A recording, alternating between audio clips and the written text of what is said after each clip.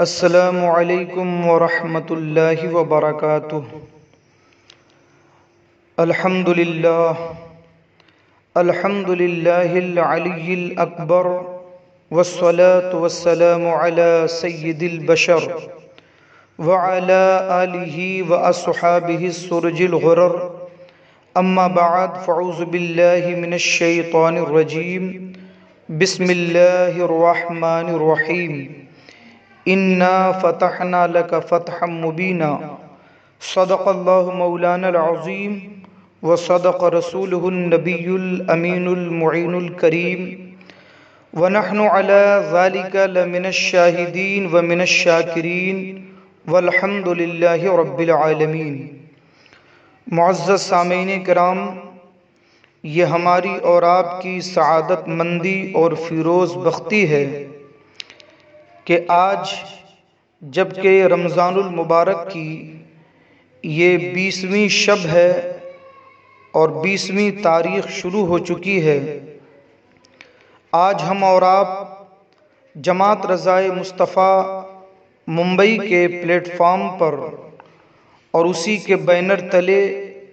ساری دنیا میں جہاں کہیں بھی ہیں اس پروگرام میں شرکت کی سعادت حاصل کر رہے ہیں۔ میرے عزیزوں، یہ ہم سب کی خوش نصیبی ہے کہ ہم اور آپ ایک ایسے دینی پروگرام میں شرکت کی سعادت حاصل کر رہے ہیں جس پروگرام کا تعلق فتح مکہ سے ہے، کیونکہ آج کی یہ شب جو 20ویں رمضان المبارک کی شب ہے، اگر ہم تاریخ اسلام کا مطالعہ کریں تو یہ بات ہم پر واضح ہو جائے گی کہ 8 ہجری 20 رمضان المبارک کی وہ تاریخ ہے جس میں اللہ تبارک و تعالی نے اپنے حبیب مکرم صلی اللہ علیہ وسلم کو فتح مکہ عطا فرمائی، اور یہ وہ عظیم الشان فتح تھی جس نے عالم اسلام کو ساری دنیا میں، عالم اسلام کی شوکت کو ساری دنیا میں پھیلا دیا، اور نبی اکرم صلی اللہ تعالی علیہ وسلم کے لیے آگے کے فتوحات کے دروازے کھل گئے۔ میرے عزیزوں، آج کا یہ پروگرام جس میں ہم اور آپ شرکت کی سعادت حاصل کر رہے ہیں، آج میرا موضوع فتح مکہ ہے، اور انشاءاللہ الرحمن اسی کے تناظر میں تاریخ کی مناسبت سے میں آپ کے سامنے کچھ باتیں عرض کرنا چاہوں گا۔ اللہ تبارک و تعالی میری طرف سے قبول فرمائے اور آپ سب کو اس کو سن کر کے اس پر عمل کرنے کی توفیق عطا فرمائے۔ میرے عزیزوں، فتح مکہ کی تاریخ کو جاننا آج ہم سب کے لیے اس لیے بھی ضروری ہے کہ آج جو پوری دنیا کے اندر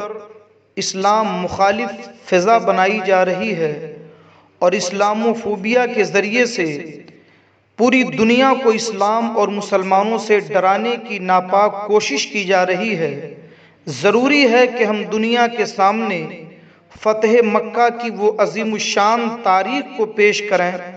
جس سے ہم دنیا کو بتا سکیں کہ اسلام کی تعلیم کیا ہے، نبی کا کردار کیا ہے، اور فتح مکہ کے ذریعے سے اسلام نے جو اپنا مقصد دنیا کے سامنے رکھا اور انسانیت نوازی کی جو مثال پیش کی ہے، اسے ہم دنیا کے سامنے پیش کر کے سچائی لوگوں کے سامنے لا سکیں، تاکہ لوگ گمراہیت کے دلدل سے نکل کر اسلام کی صحیح تعلیم سے آشنا ہو سکیں اور سچائی کو قبول کر سکیں۔ اس لیے انشاءاللہ الرحمن آج کے خطاب میں کچھ تفصیل سے آپ کے سامنے فتح مکہ کے پس منظر اور پیش منظر کو اور اس کی تاریخ کو میں آپ کے سامنے رکھنے کی سعادت حاصل کروں گا۔ آئیے ہم اور آپ سب سے پہلے نہایتی عقیدت و احترام کے ساتھ حضور صاحب لولاک، فخر موجودات، رحمت عالم، نور مجسم، جناب احمد مجتبی محمد مصطفیٰ صلی اللہ تعالی علیہ وسلم کی بارگاہ اقدس میں درود و سلام کا نذرانہ پیش کریں۔ پڑھی اللہم صلی علی سیدنا و شفیعنا و نبینا و مولانا و ملیانا محمد معدن الجود والکرم وعلی آلہ و صحابہ بارک وسلم صلاۃ و سلام علیک یا رسول اللہ۔ معزز سامعین کرام، سب سے پہلے آپ اس تاریخ کو یاد رکھیں کہ فتح مکہ 20 رمضان المبارک 8 ہجری مطابق 10 جنوری 630 عیسوی کو واقع ہوئی تھی۔ سوال یہ ہے کہ فتح مکہ کے ہونے کا سبب کیا تھا؟ کیونکہ ساری دنیا کو یہ بات معلوم ہے اور تاریخ پڑھنے والا طالب علم اچھی طرح اس بات کو جانتا ہے کہ سن 6 ہجری میں یعنی 2 سال پہلے، فتح مکہ سے 2 سال پہلے سن 6 ہجری میں نبی اکرم صلی اللہ تعالی علیہ وسلم 1400 صحابہ کرام کے ساتھ ذوالقعدہ کے مہینے میں عمرہ کرنے کی غرض سے مکہ شریف کے لیے روانہ ہوئے، مگر حدیبیہ کے مقام پر آپ کو رکنا پڑا اور وہیں سے آپ کو واپس ہونا پڑا تھا۔ میرے آقا علیہ السلام جب حدیبیہ کے مقام پر پہنچے تو اہل مکہ نے آپ کے ساتھ ایک معاہدہ کیا تھا جسے صلح حدیبیہ کے نام سے جانا جاتا ہے۔ صلح حدیبیہ دراصل ایک ایسی صلح تھی جس سے کوئی مسلمان راضی نہ تھا۔ بظاہر جو اس کے دفعات تھے اور اس میں جو باتیں لکھی گئی تھیں وہ نہایت ہی ذلت آمیز اور نہایت ہی مغلوبانہ تھیں، جس کی وجہ سے صحابہ کرام کے دل بیٹھ گئے تھے اور ہر صحابی اپنے اندر ایک تکلیف محسوس کر رہا تھا، مگر اللہ کے نبی سید عالم صلی اللہ علیہ وسلم کو اللہ نے نگاہ نبوت عطا فرمائی تھی۔ آپ جانتے تھے کہ آج کی یہ جو مغلوبانہ صلح ہے یہی کل ہمارے لیے فتح کا دروازہ بن کر کے آئے گی۔ چنانچہ اللہ تبارک و تعالی نے ایک ایسی صلح جس کو صحابہ قبول کرنے کے لیے تیار نہ تھے، جس میں وہ اپنی مغلوبیت کو دیکھ رہے تھے، مگر اللہ تبارک و تعالی نے اسے اِنَّا فَتَحْنَا لَكَ فَتْحًا مُبِينًا سے تعبیر کیا کہ اے محبوب ہم نے آپ کو فتح مبین عطا فرمائی۔ اس صلح کے اندر خاص بات ایک یہ تھی کہ اگلے 10 سال تک قریش کے درمیان یعنی کفاران مکہ اور نبی آخر الزماں صلی اللہ علیہ وسلم کے درمیان کوئی جنگ نہیں ہوگی، اور اس میں یہ بھی تھا کہ عرب کے جو قبائل ہیں انہیں اس بات کا اختیار ہوگا کہ خواہ وہ نبی اکرم صلی اللہ علیہ وسلم کے ساتھ معاہدہ کریں یا کفاران قریش کے ساتھ معاہدہ کر کے ان کے حلیف بن جائیں۔ چنانچہ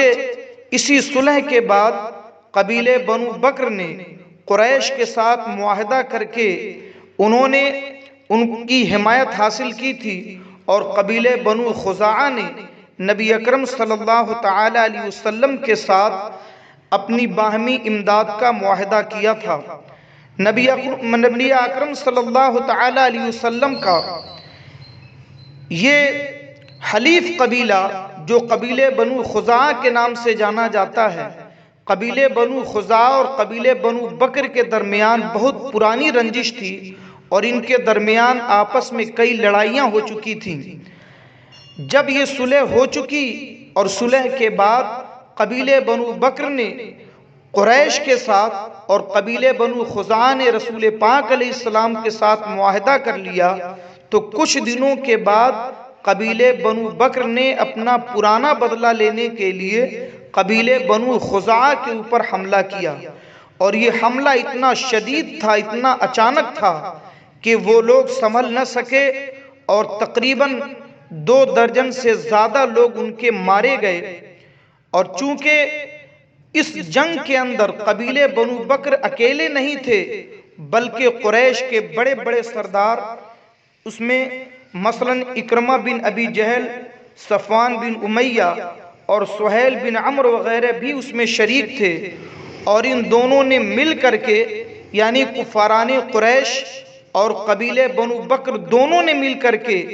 رسول پاک علیہ السلام کے حلیف قبیلہ قبیلے بنو خزاعہ پہ حملہ کیا تھا اور انہیں بہت زیادہ نقصان پہنچایا تھا۔ جب یہ واقعہ پیش آیا تو اب اسی وقت حضرت سیدہ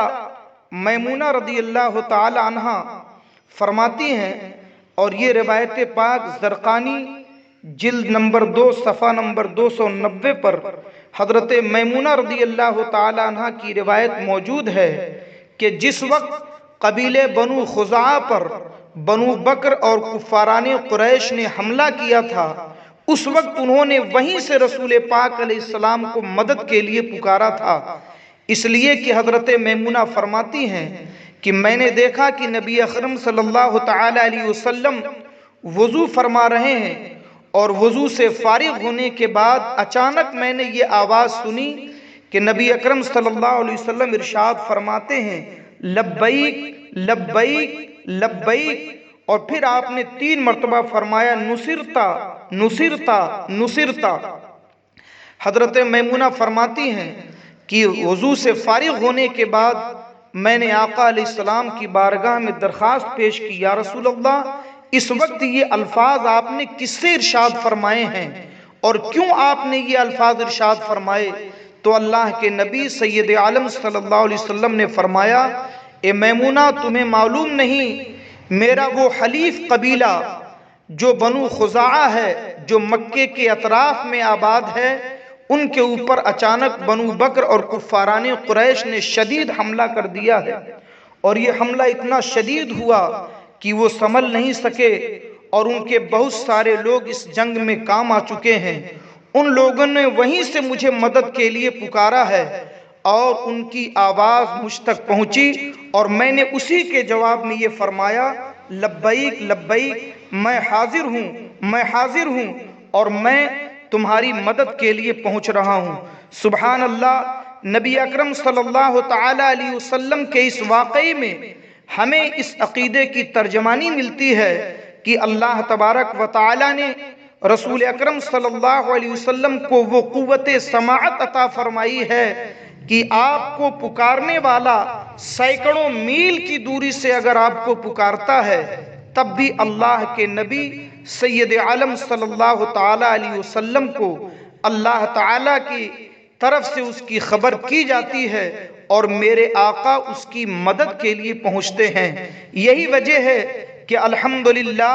ہم اہل سنت والجماعت کا یہ ایمان و عقیدہ ہے کہ جب بھی ہم رسول پاک علیہ السلام کی بارگاہ میں استمداد و استعانت کریں گے تو بحکم الہی رسول پاک علیہ السلام کی مدد ہم تک پہنچے گی۔ میرے عزیزوں، حضرت میمونہ فرماتی ہیں کہ اس واقعے کے 3 ہی دن کے بعد بنو خزاعہ کے 40 افراد اپنی مظلومیت کی کہانی کے ساتھ نبی اکرم صلی اللہ علیہ وسلم کی بارگاہ میں مدینہ طیبہ پہنچ گئے۔ اللہ کے نبی سید عالم صلی اللہ علیہ وسلم فجر کی نماز پڑھ کر کے جب باہر نکلے تو آپ نے دیکھا کہ قبیلے بنو خزاعہ کے 40 مظلومین آپ کی نگاہوں کے سامنے ہیں، اور انہوں نے آپ کی بارگاہ میں فریاد پیش کی، اور ان کے اوپر جو ظلم کے پہاڑ توڑے گئے تھے، جس طرح ان کے افراد کو مارا گیا تھا، اور کفاران قریش نے قبیلے بنو بکر کے ساتھ مل کر ان کے اوپر ظلم و ستم کے جو پہاڑ توڑے تھے، جب اس کی داستان انہوں نے بتانا شروع کی ہے تو صحابہ کرام کی آنکھوں میں آنسو آ گئے۔ اللہ کے نبی سید عالم صلی اللہ علیہ وسلم نے فرمایا کہ ہم تمہاری مدد ضرور کریں گے، اور انشاءاللہ الرحمن اللہ تبارک و تعالی بہترین نتیجہ عطا فرمانے والا ہے۔ میرے عزیزوں، میرے دوستوں، نبی اکرم صلی اللہ علیہ وسلم نے جب اس واقعے کو سنا تو ظاہر سی بات ہے اس واقعے میں صلح حدیبیہ کی کھلی ہوئی مخالفت تھی، بلکہ عملی طور پر کفاران مکہ نے صلح حدیبیہ کو توڑ دیا تھا، کیونکہ اس صلح میں یہ بات تھی کہ اگلے 10 سال تک ہمارے درمیان جنگ نہیں ہوگی، اور قبائل عرب میں سے کوئی بھی کسی کے ساتھ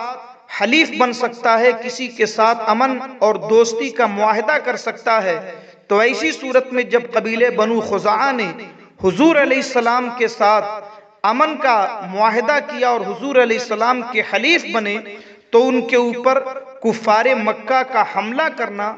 در حقیقت یہ رسول پاک علیہ السلام پر حملہ کرنا تھا، اور یہ صلح حدیبیہ کی کھلی ہوئی مخالفت تھی، بلکہ عملی طور پر صلح حدیبیہ کو توڑنا تھا۔ اس لیے میرے آقا علیہ السلام نے اپنا ایک قاصد کفاران مکہ کے پاس، مشرکین مکہ کے پاس 3 شرطوں کے ساتھ، 3 باتوں کے ساتھ بھیجا کہ ان میں سے وہ کوئی ایک بات کو قبول فرما لیں۔ اللہ کے رسول نے پہلی بات یہ لکھی کہ بنو خزاعہ کے جتنے لوگوں کو آپ نے قتل کیا ہے ان کا خون بہا آپ ادا کر دیجیے۔ دوسری بات یہ لکھی کہ اگر یہ نہیں کر سکتے تو قریش بنو بکر کی حمایت سے الگ ہو جائیں تاکہ بنو بکر کو ان کے کارنامے کی سزا انہیں دی جا سکے۔ تیسری بات یہ لکھی کہ اگر اوپر کی دونوں باتیں تمہیں منظور نہیں ہیں تو اعلان کر دو کہ صلح حدیبیہ کا معاہدہ ٹوٹ گیا۔ نبی اکرم صلی اللہ علیہ وسلم کا قاصد جب مکہ شریف پہنچا اور اس نے سرداران قریش کے سامنے رسول پاک علیہ السلام کی تینوں باتیں پیش کی ہیں تو اس وقت وہ اس قدر جذبے میں تھے اور اس قدر وہ خوشی میں سرشار تھے کہ انہوں نے کہا کہ سنو، ہمیں یہ منظور نہیں کہ ہم قبیلے بنو خزاعہ کے مقتولین کا خون بہا ادا کریں، اور ہمیں یہ بھی منظور نہیں کہ ہم بنو بکر کی حمایت سے اپنے آپ کو الگ کر لیں۔ ہاں، اگر محمد نے ہمارے سامنے 3 باتیں رکھی ہیں تو ہم تیسری بات کو قبول کرتے ہیں اور حدیبیہ کی صلح کے ٹوٹنے کا ہم اعلان کرتے ہیں۔ اللہ کے نبی سید عالم صلی اللہ علیہ وسلم کے پاس جب قاصد واپس آیا تو واپس آنے کے بعد اب ادھر مکے والوں کو اپنی غلطی کا احساس ہوا کہ ہم نے بہت ہی غلط جواب دے دیا ہے۔ یقیناً رسول پاک علیہ السلام ایک بڑی فوج لے کر ہمارے اوپر چڑھائی کریں گے اور اس چڑھائی کا راستہ ہم نے خود تیار کر دیا ہے، گویا کہ ہم نے اپنی قبر خود ہی کھود لی ہے۔ اس لیے انہیں اب اس بات کا شدید احساس ہونے لگا کہ کہیں ایسا نہ ہو کہ ہمارے اوپر جنگ کے بادل مسلط ہو جائیں اور ہمارے لیے بہت بڑی پریشانی کا سبب بن جائے۔ اس لیے انہوں نے قریش کے سردار ابو سفیان کو تیار کیا کہ آپ جا کر کے رسول پاک علیہ السلام سے صلح حدیبیہ کے تجدید کی بات کریں اور امن کی بات کریں اور یہ بات بتا دیں کہ ہم نے صلح حدیبیہ کو جو توڑا تھا ہم پھر سے اس صلح کی تجدید کرتے ہیں۔ نبی اکرم صلی اللہ علیہ وسلم سے گفتگو کرنے کے لیے اور صلح حدیبیہ کی تجدید کے لیے اب ابو سفیان مدینہ طیبہ کے لیے روانہ ہوئے۔ یاد رہے کہ ابو سفیان ابھی ایمان نہیں لائے تھے،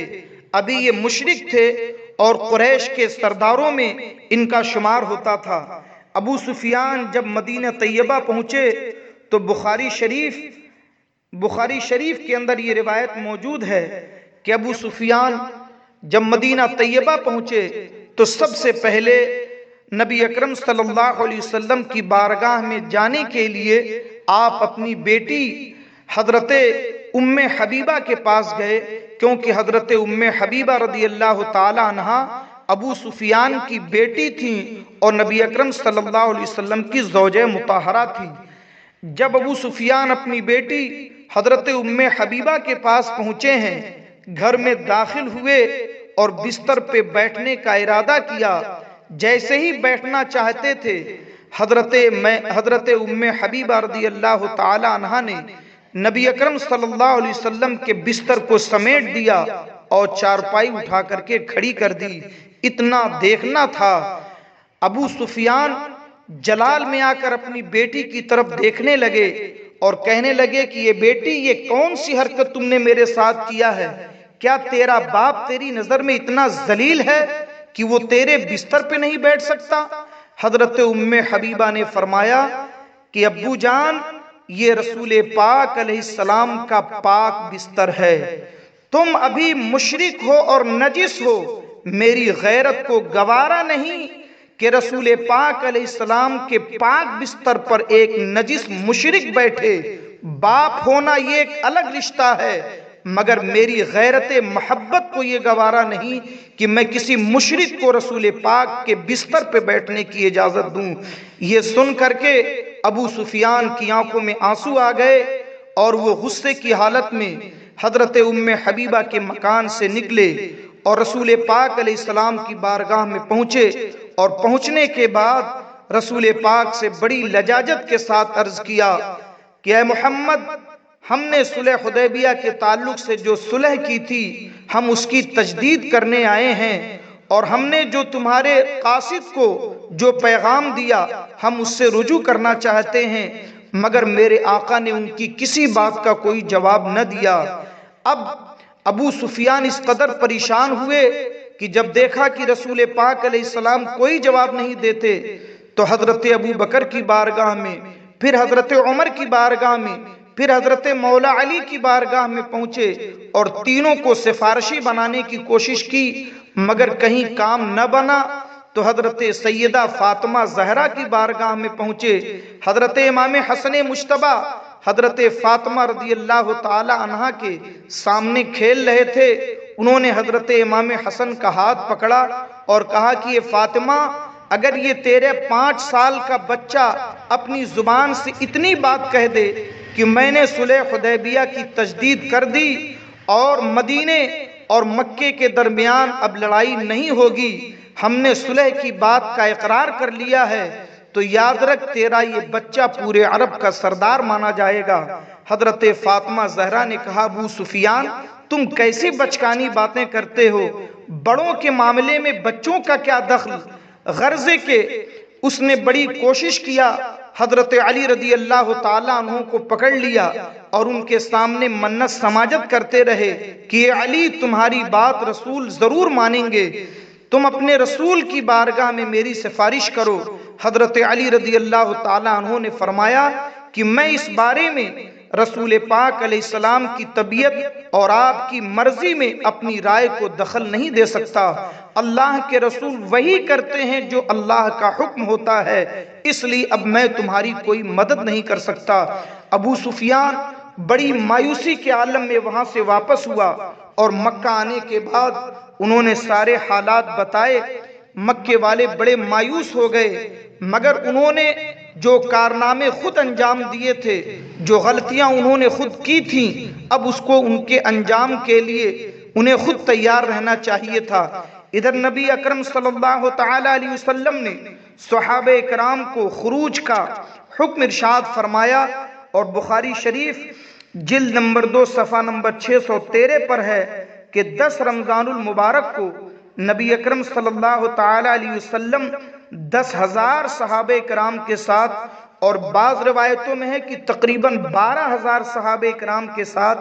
میرے آقا مکہ شریف سے مدینہ شریف سے مکہ شریف کے لیے روانہ ہوئے۔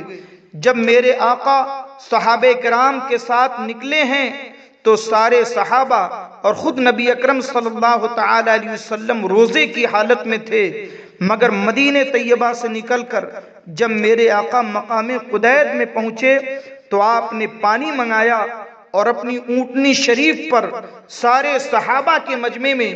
اپنی اونٹنی پر بیٹھ کر کے آپ نے پانی نوش فرما کر صحابہ کرام کو یہ پیغام دیا کہ وہ لوگ بھی اپنا روزہ توڑ دیں، کیونکہ یہاں یہ حکم شرعی بتانا تھا کہ مجاہدین اسلام جب سفر پہ روانہ ہوں تو اللہ تبارک و تعالیٰ کی طرف سے ان کے لیے رخصت ہوتی ہے کہ وہ ان دنوں میں روزے کو ترک کر دیں اور اس روزے کی قضا دوسرے دنوں میں کریں۔ اس لیے میرے آقا نے خود بھی روزہ کھول دیا اور دیگر صحابہ کرام کو بھی یہ اسوہ حسنہ اور امت کے لیے یہ آسانی عطا فرمائی کہ ہم سفر کی حالت میں اگر روزہ نہ رہنا چاہیں تو ہم روزہ ترک کر سکتے ہیں۔ میرے عزیزوں، اللہ کے نبی سید عالم صلی اللہ تعالی علیہ وسلم مکہ شریف سے مدینہ طیبہ سے جب نکلے ہیں اور مکہ شریف کے قریب ایک منزل کے فاصلے پر ایک مقام ہے جسے مر الزہران کہا جاتا ہے، آپ نے لشکر اسلامی کو حکم دیا کہ لشکر اسلامی یہاں پڑاؤ ڈال دے، اور ایک حکمت کی بات یہ فرمائی کہ سارے صحابہ کو یہ حکم دیا کہ ہر مجاہد اسلام اپنا کھانا بنانے کے لیے الگ الگ چولہا جلائے، کیونکہ میرے آقا کو معلوم تھا کہ مشرکین مکہ کے جاسوس ہماری طرف بڑھ رہے ہیں، اور میرے آقا کے اس عمل کی وجہ سے جب 12,000 صحابہ کرام نے الگ الگ اپنے چولہے جلائے ہیں تو رات کی تاریکی میں میلوں تک آگ ہی آگ نظر آنے لگا، اور کفار کے جاسوس نے رات کی تاریکی میں جب اس میلوں تک پھیلی ہوئی آگ کو دیکھا تو انہیں یہ یقین آ گیا کہ محمد صلی اللہ تعالی علیہ وسلم بہت عظیم الشان لشکر لے کر مکے کی طرف روانہ ہوئے ہیں۔ اور واقعی ایسا ہوا کہ ان لوگوں نے مکے میں یہ خبر دی کہ محمد صلی اللہ علیہ وسلم اتنا بڑا لشکر لے کر کے آ رہے ہیں کہ جس لشکر کا مقابلہ کرنا اے مکے والوں نہ تمہارے بس کی بات ہے، نہ تمہارے حلیف قبائل کے بس کی بات ہے، اس لیے تم محمد صلی اللہ تعالی علیہ وسلم سے جنگ کا ارادہ ترک کر دو۔ میرے آقا نے یہ ایسا اس لیے کیا تھا کیونکہ میرے آقا یہ نہیں چاہتے تھے کہ انسانوں کا خون بہایا جائے۔ میرے آقا مکے کو فتح تو کرنا چاہتے تھے مگر انسانوں کا خون بہانا میرے آقا علیہ السلام کو گوارا نہ تھا۔ اللہ کے نبی سید عالم صلی اللہ علیہ وسلم نے مر الزہران میں قیام کے درمیان یہ دیکھا کہ حضرت عباس کے ساتھ حضرت عباس بن عبد المطلب جو حضور علیہ السلام کے سگے چچا ہیں، ان کے ساتھ ابو سفیان بھی پہنچے، اور ابو سفیان حضرت عباس کے امان میں تھے۔ جب ابو سفیان کو یقین ہو گیا کہ نبی اکرم صلی اللہ علیہ وسلم مکہ فتح کر لیں گے اور کوئی ان کی فوج کا مقابلہ نہیں کر سکتا، تو حضرت عباس کی امان میں آ کر حضور کی بارگاہ میں ایمان قبول فرما لیا، اور حضور علیہ السلام کے ہاتھوں پر اپنے تمام گناہوں سے توبہ کر لی۔ اللہ کے نبی سید عالم صلی اللہ علیہ وسلم نے انہیں دل سے معاف فرمایا اور ان کے ایمان کو قبول فرمایا۔ میرے آقا علیہ السلام نے حضرت عباس سے فرمایا کہ یہ میرے چچا ابو سفیان کو ایسی جگہ کھڑا کر دیں جہاں سے تمام افواج اسلامی گزریں گی، تاکہ ابو سفیان اللہ کی فوجوں کا جاہو جلال دیکھ لے اور اللہ کی افواج کا شاندار جو اللہ تبارک و تعالی نے انہیں جو آج مرتبہ عطا فرمایا ہے یہ ابو سفیان اپنی آنکھوں سے دیکھ لے۔ اس لیے حضرت عباس نے ابو سفیان کو ایسی جگہ کھڑا کیا جہاں سے وہ گزرتے ہوئے افواج اسلامی کا نظارہ کر رہے تھے، اور جب بھی کوئی قبیلہ اپنے سرداروں کے ساتھ اور اپنی افواج کے ساتھ اپنے ہتھیاروں کے ساتھ گزرتا، انہیں دیکھ کر ابو سفیان سہم جاتے۔ ایک کے بعد ایک قبیلے گزرنے لگے، اور پھر اس کے بعد انصار کا قبیلہ گزرا جس کے سردار حضرت سعد ابن عبادہ تھے۔ انصار اس شان و شوکت کے ساتھ گزر رہے تھے، ان کے ہاتھوں میں جھنڈے اور ان کے جسم پر ہتھیار اس طرح سجے ہوئے تھے کہ انہیں دیکھ کر ابو سفیان سہم گئے اور پوچھا کہ یہ عباس یہ کون لوگ ہیں؟ حضرت عباس نے فرمایا کہ یہ انصار کا قبیلہ ہے اور ان کے سردار ان کے ہاتھوں میں جھنڈا ہے، وہ حضرت سعد ابن عبادہ ہیں۔ حضرت سعد ابن عبادہ جب ابو سفیان کے قریب گزرے تو آپ نے فرمایا ابو سفیان الیوم یوم الملحمہ الیوم تستحل الکعبہ، اے ابو سفیان آج وہ دن ہے جس پر لاشوں پہ لاشیں گریں گی، آج کعبے کو حلال کر دیا جائے گا، ہم کعبے کے حرم میں خون ریزی کریں گے۔ یہ سن کر ابو سفیان کانپ گئے، اور جب اخیر میں میرے آقا علیہ السلام کا قافلہ گزرنے لگا اور نبی اکرم صلی اللہ علیہ وسلم ابو سفیان کے قریب سے گزرے تو ابو سفیان نے پکار کے کہا یا رسول اللہ، آپ نے سنا سعد ابن عبادہ نے کیا کہا ہے؟ آج وہ خون بہانے کی بات کر رہے ہیں، حرمت کعبہ کو پامال کرنے کی بات کر رہے ہیں۔ اللہ کے نبی سید عالم صلی اللہ علیہ وسلم نے فرمایا اے ابو سفیان ایسا کچھ نہیں ہوگا، آج تو کعبے کی عظمت کا دن ہے، الیوم یوم المرحمہ، آج تو رحمت کی برسات کا دن ہے، آج تو انسانیت نوازی کا دن ہے، آج تو اسلام کے امن کو دنیا کے سامنے متعارف کرانے کا دن ہے، آج تو انسانیت نوازی کا جوہر دکھانے کا دن ہے۔ سبحان اللہ۔ اللہ کے رسول صلی اللہ علیہ وسلم نے اسی لیے سعد ابن عبادہ سے ان کے ہاتھ سے جھنڈا لے کر ان کے بیٹے کو دے دیا کہ آپ نے ایسی بات کیوں کہی جو بلا شبہ اسلام کی تعلیم سے مزاج نہیں کھاتی، اور آپ نے بغیر میری اجازت کے ایسی بات کیوں کہہ دی؟ اللہ کے نبی سید عالم صلی اللہ تعالی علیہ وسلم تمام افواج اسلامی کے ساتھ جب مکہ شریف میں داخل ہوئے ہیں، میرے آقا علیہ السلام اپنے سر پر کالے رنگ کا امامہ شریف پہنے ہوئے تھے۔ رسول پاک علیہ السلام اپنے سر کو جھکائے ہوئے اور سورہ فتح کی آیات مبارکہ کی تلاوت فرما رہے تھے، اور تشکر کے ساتھ نبی اکرم صلی اللہ علیہ وسلم کی آنکھوں سے خوشی کے آنسو بہ رہے تھے۔ انقلاب زمانہ کی یہ عجیب تاریخ تھی۔ ٹھیک 8 سال پہلے جس شہر سے میرے آقا بڑی رنجیدگی کے عالم میں اور نہایت ہی قسم پرسی کے عالم میں اپنے یار غار حضرت ابو بکر صدیق کے ساتھ رات کی تاریکی میں نکلے تھے، آج 8 سال کے بعد دن کے اجالے میں افواج اسلامی کے ساتھ پوری شان نبوت و رسالت کے ساتھ اور جاہ و جلال کے ساتھ اسی مکے میں داخل ہو رہے تھے۔ اللہ کے نبی تشکر کے آنسو بہاتے ہوئے، صحابہ کرام کی خوشی کا یہ عالم تھا کہ صحابہ جھوم رہے تھے، اور مکے میں داخل ہونے کے جتنے راستے تھے چاروں طرف سے افواج اسلامی مکے میں داخل ہو رہی تھی، اور پورا مکہ تکبیر کی صداؤں سے گونج رہا تھا۔ اللہ کے نبی سید عالم صلی اللہ علیہ وسلم جب آپ حرم کعبہ میں داخل ہوئے تو سیدھے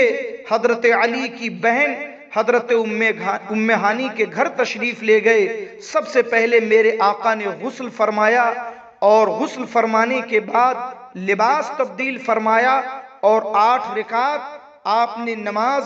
نماز ادا فرمائی۔ یہ نماز چاشت تھی۔ نماز چاشت ادا کرنے کے بعد میرے آقا علیہ السلام نے حضرت ام ہانی سے فرمایا، اے میری بہن، کیا تیرے پاس کچھ کھانے کو ہے؟ حضرت ام ہانی نے عرض کیا، یا رسول اللہ، کھانے کے لیے چند سوکھی روٹی کے ٹکڑے ہیں، یا رسول اللہ مجھے شرم آتی ہے انہیں آپ کی بارگاہ میں پیش کرتے ہوئے۔ اللہ کے رسول نے فرمایا کہ ام ہانی، انہیں لے کر کے آؤ۔ جب وہ روٹی کے ٹکڑے حضور کی بارگاہ میں پیش کیے گئے جو بالکل خشک ہو چکے تھے، تو میرے آقا علیہ السلام نے اسے پانی میں بھگویا، اور نمک کے لیے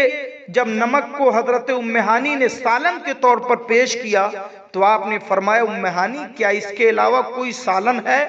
عرض کیا، یا رسول اللہ، میرے گھر میں کوئی دوسرا سالن تو نہیں، ہاں سرکہ موجود ہے۔ اللہ کے رسول نے فرمایا، سرکہ لاؤ۔ سرکہ کو روٹی کے ٹکڑوں پہ ڈالا، اور چند نوالے نوش فرما کر آپ نے پانی پیا، اللہ کی حمد و ثنا کی، اور یہ ارشاد فرمایا کہ سرکہ بہترین سالن ہے، جس گھر میں سرکہ ہوگا اس گھر میں کبھی سالن کی کمی نہیں ہوگی۔ سبحان اللہ۔ اللہ کے رسول صلی اللہ تعالی علیہ وسلم کی یہ زندگی دیکھیں کہ ایک طرف فاتح مکہ ہیں، پورا مکہ آپ کے زیر نگی ہیں، آپ کے قدموں کے نیچے ہیں، مگر روٹی کا یہ عالم ہے کہ سبحان اللہ، غذا کا یہ عالم ہے کہ سوکھی روٹی کے ٹکڑے پانی میں بھگا کر کے کھا رہے ہیں۔ میرے آقا علیہ السلام نے وہاں سے فراغت کے بعد آپ جب صحن کعبہ میں آئے اور کعبہ شریف کے سامنے آپ نے دیکھا کہ کفاران مکہ چاروں طرف سے گھر کر کے حضور اکرم صلی اللہ علیہ وسلم کے سامنے موجود ہیں۔ اللہ کے رسول نے سب سے پہلا فرمان کعبے کے اندر مکہ شریف میں قدم رکھنے کے بعد یہ جاری فرمایا، ساری دنیا نبی آخر الزماں کے اس فرمان کو سنے۔ اللہ کے نبی نے ارشاد فرمایا، اے لوگوں، گھبرانے کی ضرورت نہیں، جس نے اپنے دروازے کو بند کر لیا اس کو میری طرف سے امان ہے، جو کعبہ میں داخل ہو گیا، صحن کعبہ میں آ گیا، اسے بھی میری طرف سے امان ہے، اور جس نے اپنی ہتھیار کو ڈال دیا اس کے لیے بھی امان ہے۔ اور اس موقع پر ابو سفیان کی عزت افزائی کرتے ہوئے میرے آقا نے یہ بھی فرمایا کہ جس نے ابو سفیان کے گھر میں پناہ لے لی اس کے لیے بھی میں نے امان عطا فرمایا۔ سبحان اللہ۔ اللہ کے نبی سید عالم اس فرمان کو جاری کرنے کے بعد جب آپ صحن کعبہ میں آئے اور آپ نے دیکھا کہ چاروں طرف سے کفاران مکہ، مشرکین مکہ نہایت ہی مجرمانہ صورت کے ساتھ اللہ کے رسول کی بارگاہ میں ہانک کے کھڑے کیے گئے ہیں، عجیب و غریب منظر تھا۔ چاروں طرف سے صحابہ کی ننگی تلواریں ہیں اور ان تلواروں کے بیچ میں یہ مشرکین مکہ ہیں جو اپنی نگاہیں جھکائے ہوئے خوف و ہراس کی تصویر بنے ہوئے کھڑے تھے۔ ان میں کون نہیں تھا آج انہیں اپنے ایک ایک جرم کا احساس ہو رہا تھا؟ ان میں وہ ظالم و جفا کش بھی تھے جنہوں نے رسول پاک علیہ السلام کے راستوں میں کانٹے بچھائے تھے۔ اس میں وہ ظالم و جفا کش بھی تھے جنہوں نے رسول پاک پہ پتھروں کی بارش کی تھی۔ اس میں وہ لوگ بھی تھے جنہوں نے عین نماز کی حالت میں رسول پاک کی پشت مبارک پر غلاظت کا ڈھیر ڈالا تھا۔ ان میں وہ خبثہ بھی تھے جنہوں نے بارہا رسول پاک کے قتل کی سازش کی تھی۔ ان میں وہ ناہنجار بھی تھے جنہوں نے حضرت سیدہ زینب رسول پاک کی بیٹی کو اس طریقے سے نیزہ مارا تھا کہ آپ اونٹنی سے گر گئی تھیں اور آپ کا حمل ضائع ہو چکا تھا۔ اس میں وہ لوگ بھی تھے جنہوں نے رسول پاک کو گالیاں دے دے کے قلب نازک کو تکلیف پہنچائی تھی۔ اس میں وہ درندہ صفت انسان بھی تھے جنہوں نے نبی اکرم صلی اللہ علیہ وسلم کے دندان مبارک کو شہید کیا تھا۔ ان میں وہ لوگ بھی تھے جنہوں نے پروان رسالت صحابہ کرام رضوان اللہ تعالی علیہم اجمعین پر ظلم و ستم کا بازار گرم کیا تھا، جنہوں نے ظلم و ستم کے پہاڑ توڑے تھے۔ حضرت بلال، حضرت عمار ابن یاسر اور حضرت خباب پر ظلم و ستم کے پہاڑ توڑے تھے۔ اللہ کے نبی سید عالم صلی اللہ علیہ وسلم کی بارگاہ میں آج یہ سارے کے سارے مجرم کھڑے تھے۔ ان کے چہرے پہ ہوائیاں اڑ رہی تھی، ان کے دل بے جان ہو رہے تھے۔ انہیں اپنا ایک ایک جرم یاد تھا، اپنا ایک ایک کارنامہ یاد تھا۔ یہ اپنی تاریخ کو جانتے تھے، اپنے بدلہ لینے کا طریقہ انہیں معلوم تھا۔ انہیں پتا تھا کہ جب ہم میں سے کوئی ایک کو مارتا ہے اس کے بدلے میں دو کو مارا جاتا تھا۔ یہ ان کی تاریخ رہی تھی۔ انہوں نے اسی ماحول میں پرورش پائی تھی، اسی ماحول کو دیکھا تھا۔ آج انہیں ایک ایک جرم یاد آ رہا تھا، جس نے ہاتھ توڑے تھے، جس نے صحابہ کو پتھر مارا تھا، جس نے گالیاں دی تھی، جس نے ظلم کیا تھا۔ آج انہیں اپنے انجام کے بارے میں کوئی بھی غلط فہمی نہ تھی۔ انہیں پتا تھا ہمارے ہاتھ توڑ دیے جائیں گے، ہماری زبانیں کھینچ لی جائیں گی، ہماری گردنیں کاٹ دی جائیں گی، ہمارے بچے یتیم کر دیے جائیں گے، ہماری عورتیں بیوہ ہو جائیں گی، ہماری کھیتیوں کو جلا کے راکھ کر دیا جائے گا۔ آج یہ سب کے سب اپنے انجام کو سوچ سوچ کر کے آنسو بہا رہے تھے، ہوائیاں اڑ رہی تھی اور ظلم و ستم کی ایک ایک تاریخ انہیں دہلا رہی تھی۔ انہیں پتا تھا کہ ابھی تھوڑی دیر میں ہماری زندگی کا چراغ گل ہو جائے گا۔ اسی عالم میں نبی آخر الزماں سید عالم صلی اللہ علیہ وسلم نے ان کی طرف دیکھا اور ارشاد فرمایا، اے لوگوں، تمہیں پتا ہے آج میں تمہارے ساتھ کیا کرنے والا ہوں؟ اتنا سننا تھا کہ ان کے دل دھڑکنے لگے، آنکھیں پتھرا گئیں، منہ کھلے کے کھلے رہ گئے۔ انہیں لگا کہ اب تو ہمارے لیے ہمارا حساب و کتاب ہونے والا ہے،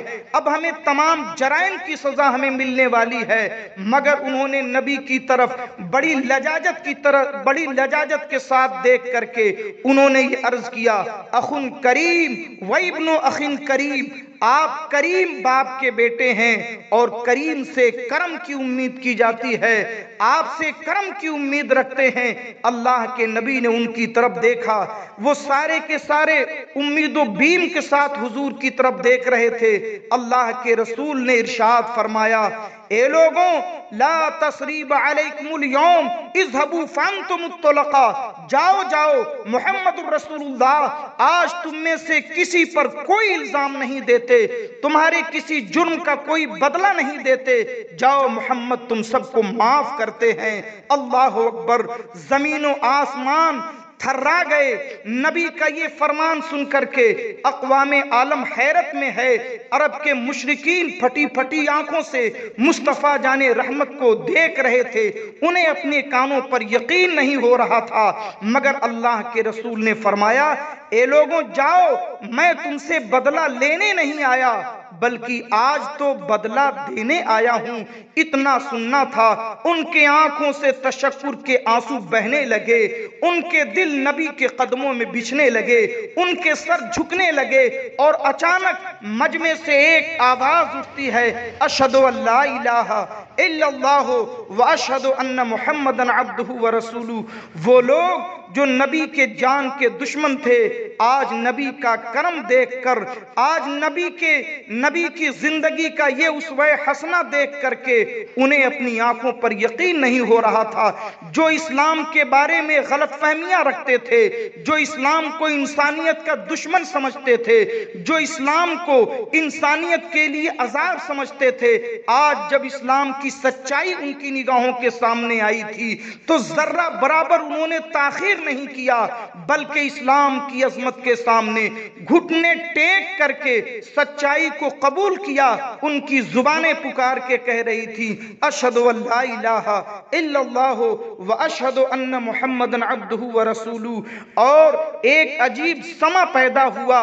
مکے کے در و دیوار پکار کے کہنے لگے جہاں تاریک تھا، بے نور تھا اور سخت کالا تھا، کوئی پردے سے کیا نکلا کہ گھر گھر میں اجالا تھا۔ میرے عزیزوں، میرے دوستوں، اللہ کے نبی چاہتے تو آج ایک ایک سے ان کے جرم کا بدلہ لے سکتے تھے، اللہ کے نبی چاہتے تو ان کے ایک ایک جرم کی سزا انہیں دے سکتے تھے۔ صحابہ پر انہوں نے جو مظالم ڈھائے تھے، میرے آقا آج ہر ایک کا حساب لے سکتے تھے۔ وہ صحابہ کے تلواروں کے نرغے میں تھے، وہ افواج اسلامی کے نرغوں میں گھرے ہوئے بے بس تھے، مگر اللہ کے رسول نے ایسے موقع پر اسلام کی صحیح تصویر دنیا کے سامنے پیش کر دی، اسلام کی سچی تعلیم کو دنیا کے سامنے پیش کر کے یہ بتا دیا اسلام مٹانے نہیں آیا، اسلام تو بسانے آیا ہے، اسلام تو گمراہیوں سے نکال کر کے یقین کا اجالا دینے آیا ہے، اسلام تو انسانیت کو اللہ کی دہلیز تک پہنچانے کے لیے آیا ہے۔ میرے عزیزوں، یہ ہے فتح مکہ کی وہ عظیم الشان تاریخ۔ اب میرے آقا نے کرم بالائے کرم یہ کیا کہ صحابہ کرام کی وہ زمینیں، وہ مکانات، وہ جائیداد جس پر کفاران مکہ نے غاصبانہ قبضہ کر لیا تھا، وقت تھا کہ وہ سارے مکان، زمین، جائیداد ان سے چھوڑا کر صحابہ کو دے دیا جاتا، مگر کرم بالائے کرم یہ ہوا کہ میرے آقا نے وہ ساری زمینیں، وہ جائیداد، وہ مکانات صحابہ کرام کے حوالے سے ارشاد فرمایا کہ میں نے وہ سب تمہیں عطا کر دیا، تم جس طرح اس پر قابض تھے اب تم اس کے مالک ہو چکے ہو، ہمیں اور ہمارے صحابہ کو اس کی کوئی ضرورت نہیں۔ میرے اسلامی بھائیوں، یہ ہے فتح مکہ کی وہ عظیم الشان تاریخ جو دنیا کے سامنے لانے کی ضرورت ہے، نبی کے کردار کو بتانے کی ضرورت ہے، تاکہ اسلام اور مسلمانوں کا صحیح کردار دنیا کے سامنے پہنچے۔ اللہ تبارک و تعالی ہمیں اور آپ کو اسلام کی سچی تعلیمات پہ عمل کی توفیق عطا فرمائے، اور دنیا والوں کو اللہ تعالی کی بارگاہ میں اسلام کی روشنی میں عمل کرنے کی توفیق عطا فرمائے۔ استغفر اللہ ربی من کل ذنب واتوب الیہ۔ السلام علیکم ورحمۃ اللہ۔ محمد اختر رضا خان مصباحی، مجددی، خادم التدریس والافتاء، دارالعلوم مخدومیہ، ورکن جماعت رضائے مصطفیٰ ممبئی۔ السلام علیکم ورحمۃ اللہ۔